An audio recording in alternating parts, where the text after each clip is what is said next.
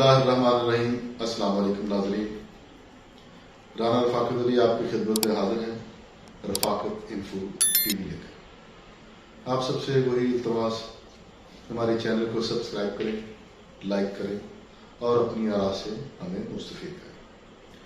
آج ہمارا جو موضوع گفتگو ہے وہ ہے کہ یہ ملتان نشتر ہاسپٹل کے چھت پر انسانی لاشیں، اور یہ جو انسانی تذلیل اتنے عرصے سے، یہ تو حکام بالا کو پتہ ہوگا کب سے یہ اس طرح کے معاملات چل رہے کہ بے حسی کی حد ہے کہ انسانی لاشوں کا تمسخر اڑانا، بے حرمتی کرنا اور چیل کبوں کی خوراک کے لیے اس طرح چھتوں پہ پھینک دینا، اس سے بڑی جہالت، یعنی کہ میں سمجھتا ہوں کہ پڑھے لکھے جو جاہل لوگ ہوتے ہیں وہ اس طرح کی حرکتیں کرتے ہیں۔ ایک تکریم ہے انسان کی، انسانی جان کی ایک تکریم ہے اور انسانی مردے کی ایک تکریم ہے۔ ہم سمجھتے ہیں کہ شاید یہ جو لاوارث لاشیں، یہ ایسے لوگ ہیں کہ جن کے وارث شاید ہوں، جن کے پاس تدفین کے لیے کچھ نہ ہو، شاید یہ ایسے لاوارث لوگ ہوں جو کہیں سے ہجرت کر کے آئے ہیں۔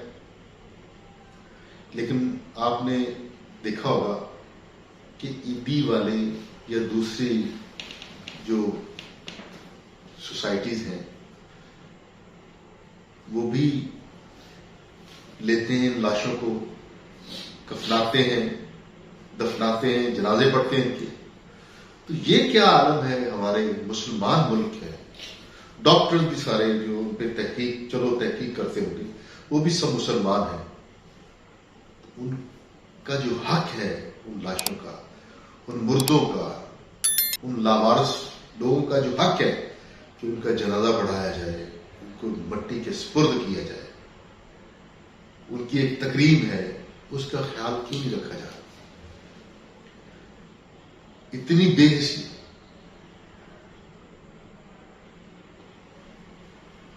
پھر اگر ڈاکٹر صاحبان سے رابطے ہوئے، ان سے باتیں ہوئی تو وہ کہتے ہیں کہ جی تحقیق کے لیے، نئے اسٹوڈنٹس کے لیے تحقیق کے لیے ڈیڈ باڈیز کو ایسے رکھتے ہیں ڈیڈ باڈیز کو تحقیق کے لیے۔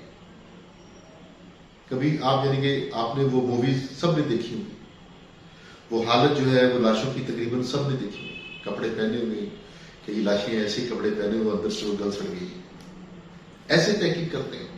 کیا نئے آنے والے ڈاکٹرز کو آپ اس طرح، یعنی کہ ابھی بھی اتنا کچھ ہونے کے باوجود، منظر عام پہ جو چیزیں آ گئی ہیں، نظر آ رہی ہیں، اس کے باوجود ہم یعنی کہ اتنے بے حس ہیں کہ جھوٹ بولنے سے بات نہیں آ رہی۔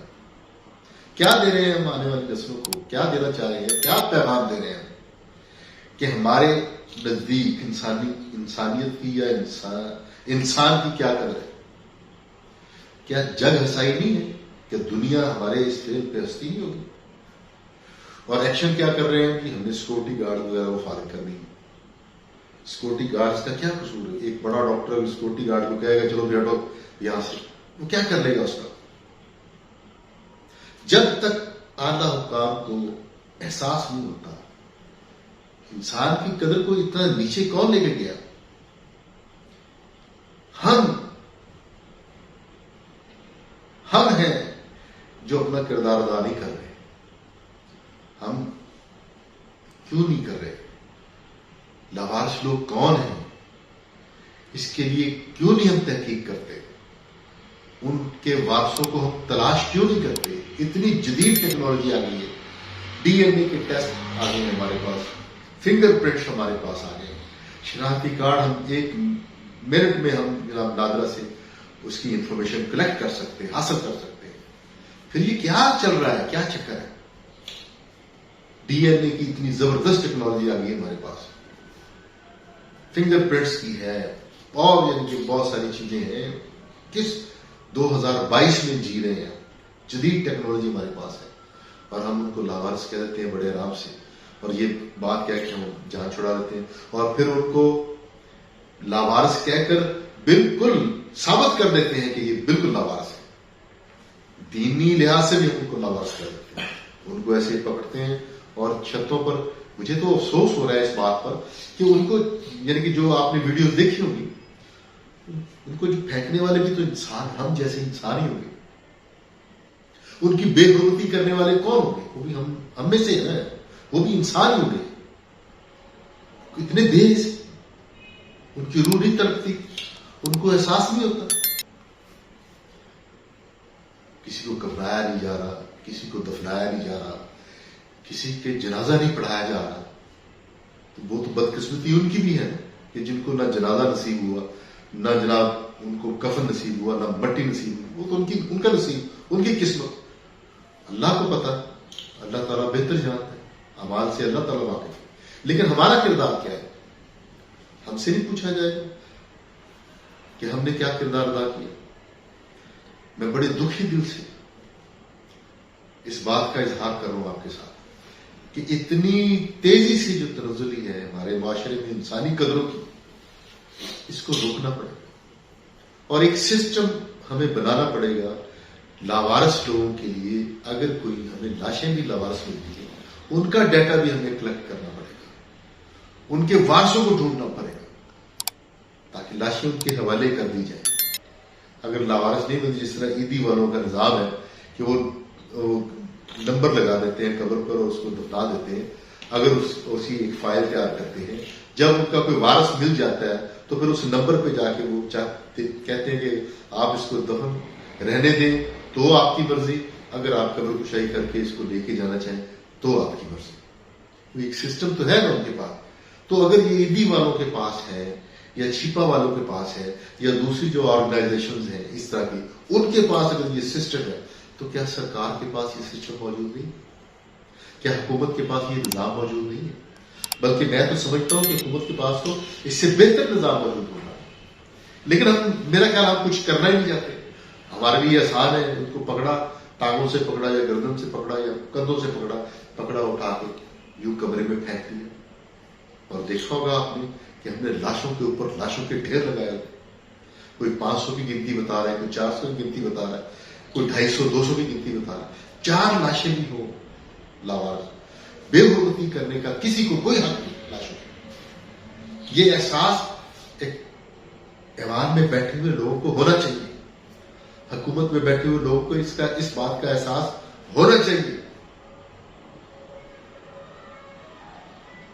لیکن کیا کریں, نہ ہم آنے والی نسلوں کو کچھ دے رہے ہیں, نہ ہم چاہتے ہیں کہ آنے والی نسلیں انسانی قدروں میں اپنا کوئی کردار ادا کریں.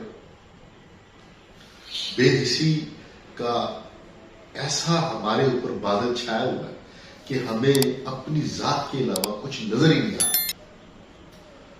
ایک ایسے اندھے کنویں کی طرف جا رہے ہیں, ایسے دلدل میں دھنستے جا رہے ہیں کہ روشنی کی کرن کہیں نظر ہی نہیں آ رہی.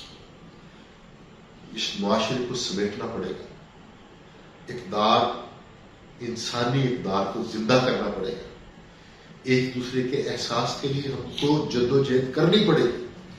جو نئی ٹیکنالوجیز ہیں اس سے فائدہ اٹھانا پڑے گا, اس سے مستفید ہو کر اس نظام کو بہتر بنانا پڑے گا تاکہ لاوارث لوگ لاوارث نہ رہیں, بیگانے نہ رہیں. مذہب کی ایک پہچان ہے, ہم مسلمان ہیں, اسلام ہمارا دین ہے. اس رشتے کے حساب سے مسلمان کا بھائی ہے, تو ہم کیوں نہیں وارث بنتے؟ ہم کیوں ان کی زندگی کے ساتھ ایسا مذاق کرتے ہیں؟ ہم کیوں بے حس ہو گئے اس مست شدہ لاشوں کو دیکھ کر؟ ہمارے اس کان پر جو نہیں رینگتی. ایک وہ لاشیں اور ایک یہ چلتی پھرتی لاشیں جو یہ واردات سر انجام دے رہی. ٹھیک کرنا پڑے گا, ٹھیک ہونا پڑے گا. درست کی طرف دین ہماری رہنمائی کرے, ایک دوسرے کی قدر کرنی پڑے گی. قدر کریں گے تو انسانی قدریں زندہ ہوں گی. ہمیں بہت جلد اپنے اصل کی طرف لوٹنا ہے. معاشرہ اس بے حسی کی دلدل میں دھنستا جا رہا ہے. اس کو پکڑ کر باہر کھینچنا پڑے گا تاکہ ہم مردہ لاشوں کی توہین نہ کریں. جب ان کا احساس کریں گے تو زندہ لاشوں کی بھی عزت ہوگی. اب تو معاشرہ تو اس بے راروی کی طرف جا رہا ہے کہ ہم زندہ لوگوں کا بھی احساس نہیں کرتے. راستے میں کوئی سڑک پر حادثہ پڑا ہو، حادثہ ہوا ہو، تو ان کی طرف بھی ہمارا دھیان نہیں جاتا. ہم اپنے کام سے کام رکھتے. ایک نظام ہمارا اس طرح کا ہے کہ خوف آتا ہے کہ کہیں ہم نے اس کی مدد کی تو خود نہ پھنس جائے. جن لوگوں نے یہ چیزیں پکڑی، فلمائی اور معاشرے کو آگاہ کیا کہ یہ کام بھی ہو رہا ہے، میں تو ان کو خراج تحسین پیش کرتا ہوں. ان کی مہربانی کہ انہوں نے ہمیں جگایا کہ ہم کس پستی کی طرف جا رہے ہیں، ہم کس یعنی کہ ایک مکروہ فعل کی طرف جا رہے ہیں کہ ایک ٹریننگ کا سہارا لے کر، ایک ٹریننگ کی آڑ میں ہم گم شدہ لاشوں کو، لاوارث لاشوں کو کس طرح ذلیل اور رسوا کریں. میں آپ سے التماس کرتا ہوں، آپ سب سے، کہ اپنے اندر احساس کی شمع جلائیں، دین کی طرف آئیں. اور وہ بھی بھائی ہیں ہمارے. اسلام کی روح سے مسلمان کا بھائی ہے.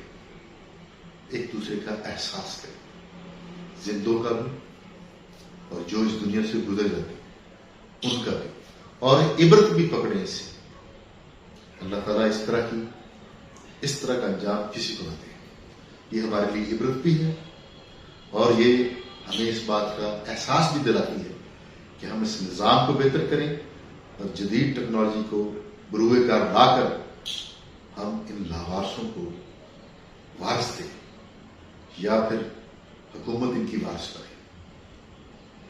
آپ سب کا بہت بہت شکریہ. آپ سے یہی درخواست ہے کہ زندگی دیں سب کو اور انسانیت کو زندہ کریں، کیونکہ نبی کریم صلی اللہ علیہ وسلم کا بھی فرمان ہے اور اللہ تعالیٰ بھی قرآن پاک میں فرماتا ہے. مفہوم اس کا یہ ہے کہ جس نے ایک زندگی بچائی اس نے گویا کہ ساری انسانیت کو بچایا، اور جس نے ایک زندگی ضائع کر دی اس نے سمجھو کہ انسانیت کو ضائع کر دی. اللہ تعالیٰ ہم سب کو ہدایت عطا فرمائے. آپ کا بہت بہت شکریہ. السلام علیکم.